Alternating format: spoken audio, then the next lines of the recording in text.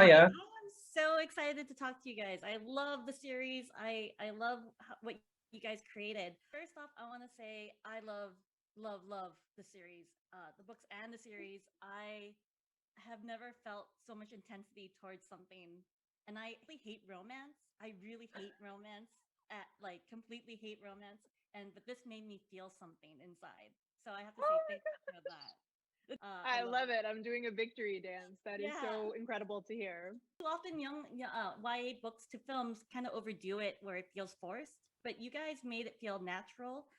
With Alina and Mal, it felt natural and sincere. With Alina and Kerrigan, it felt intensely passionate. How did you guys discuss how to approach these relationships?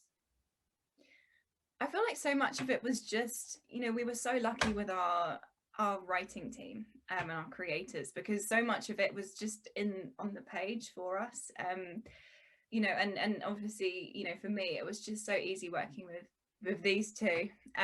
We had a really good time, and we were able to build up our own like friendships, during filming anyway, and before we started filming, in fact. So I don't know, it just felt super comfortable. We kind of all just knew what we were doing and what we wanted.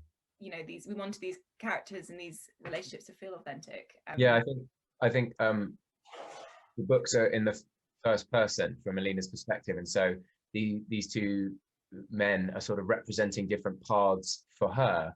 But when it comes to filming the TV show, you want them to be real human beings on their own, and to see their own humanity and the edges to those characters, and those so they can be both. And I think it was important for us to dig into the connections between them. Mal really representing her past and her home and potentially her future, and the human being that she is, and then Kerrigan representing the Grisha that she is and the power that she has, and also the sort of disparity there is in their power dynamic and everything. So I think those are interesting themes to scratch away at, whilst investing it, rather than just who will she pick, who will she kiss first. But I love that you were able to mesh like both Shadow and Bone and Six of Crows and meld them together and add new scenes in creative ways that work. I was wondering, what's the process that you guys did that working together to put that all together? Because it's a massive like deal to do that. I mean, we knew we wanted to do it from the start, from the first. We were like, this is how we want to do this show. We want to show the scope of this world, and we wanted to bring these stories together because we felt they were thematically linked, in terms of the desire to find your place in the world and also your power in the world. So that was our agenda, but then it was really up to Eric to find a way to make it work. I mean, I was like, fantastic, you go do that. So, and it took us a little while. It took us a little while to find the thing that made the most sense, that wouldn't break the story moving forward, that would give us plenty of road if we get the chance to have more seasons. And I remember the day Eric came up with the idea, and it was so clearly the way to go that it seemed like it was there all along. The dance, of course, was to make sure that Alina still had agency in her own story, that she still made choices and she had to reap the consequences of those choices. But then the fun began to be where, how did those crows intersect those choices, and what kind of shenanigans could all of them get into together? They do bring a lot of chaos into the Grishaverse. I love them even more from this too. Like I loved them before, but now it's like intense. Like they're my babies. But really love the creative changes to have Alina being mixed Asian, which allows the character to further explore her loneliness in the world and where she's other. I know this was written before the pandemic and before the rise in Asian hate crime in the UK and the US, but a lot of people can relate to discrimination that Alina faces and to, the way we look. I was wondering, reflecting back when you watched the story again of Alina and even Mao, of being mixed Asian heritage, and Ben, you can answer too as regarding identity, but if the story's significance or interpretation changed for you in any way. I think from the start, I mean, obviously, given the what's going on at the moment, especially like you were saying with Asian hate crime going up, you watch the show and I think the way that the racism is portrayed in this show almost makes you just look at how ridiculous it is, you know, especially later on in the season, after we've seen Alina achieve so much and grow so much, she still then goes into the marketplace and people are racist to her. And it's just, I think it really highlights how stupid that is, just to insult someone based on how they look. And I think so much of this show is about, you know, finding out where you belong and where you know, who you are.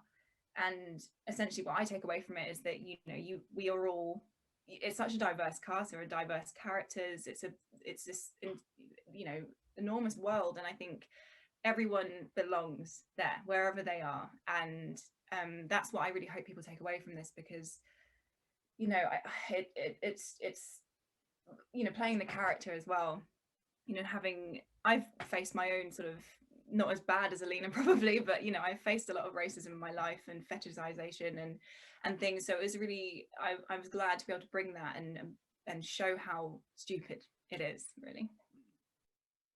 You know, I wish that this was something that was not a theme that keeps recurring, but it is.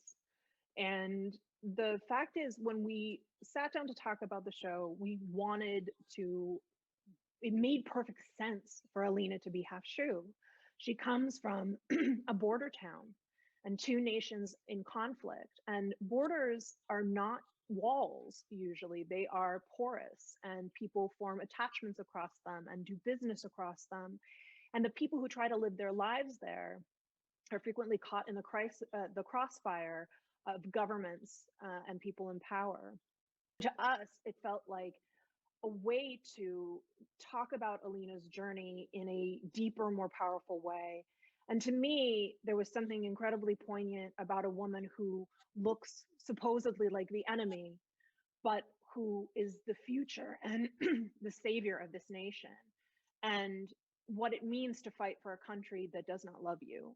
So I hope that people will look on Alina, not just people who are Asian or mixed race, but that everybody will see in her tremendous power and tremendous hope. And I think we also got very fortunate with Jessie, because she's such an exceptional actress and just such a light.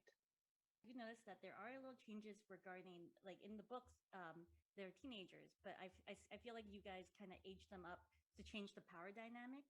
I was wondering if, like, was there a discussion of aging the characters or not mentioning their youth, or if they are young, like, because it does change the power dynamics between Kerrigan and Alina. Right. I honestly, some of that, I mean, some of that gets into the practicality of shooting, of production, and not exhausting underage actors, and also not having a 3-year-long shoot process. Okay, well, another thing I really, I noticed that it's going to be a binge mode, and it's all being released on April 23rd. I was wondering, did you ever guys consider releasing weekly releases to build up the suspense and anticipation? Or did you guys always intended this to be a binge experience of all the episodes? I mean, I always assumed it would be bingeable because of Netflix, but I really had no say in it. So Right. I don't know, Nor did Eric. I. Did you get to? That's a corporate move. That's above our pay grade. I think our goal was always to make each episode shine, to make sure it ended in a way that was compelling and drew people forward into the story, and just to keep that momentum going. But I think the beauty of a binging experience is that in some ways it gives you this beautiful, you get the pleasure of getting to be in the world for a very long time. You get the detail of that, you get the opportunity to let things develop, but you also get that immersive experience that comes from watching a film. Yeah. But thank you guys so much. I really appreciate your answers. But it was so lovely to talk to you guys, and I'm so glad to hear all this stuff from you guys. So I look forward to for everyone seeing this. Cheers. Cheers. Thank you. I think I actually follow you on Twitter, so this is great to see you. Oh, it's great to see you. Yeah, I like it. You'll see. I'm like, I have a cold heart, but this made me believe a little bit in love. So I actually felt so much joy watching this.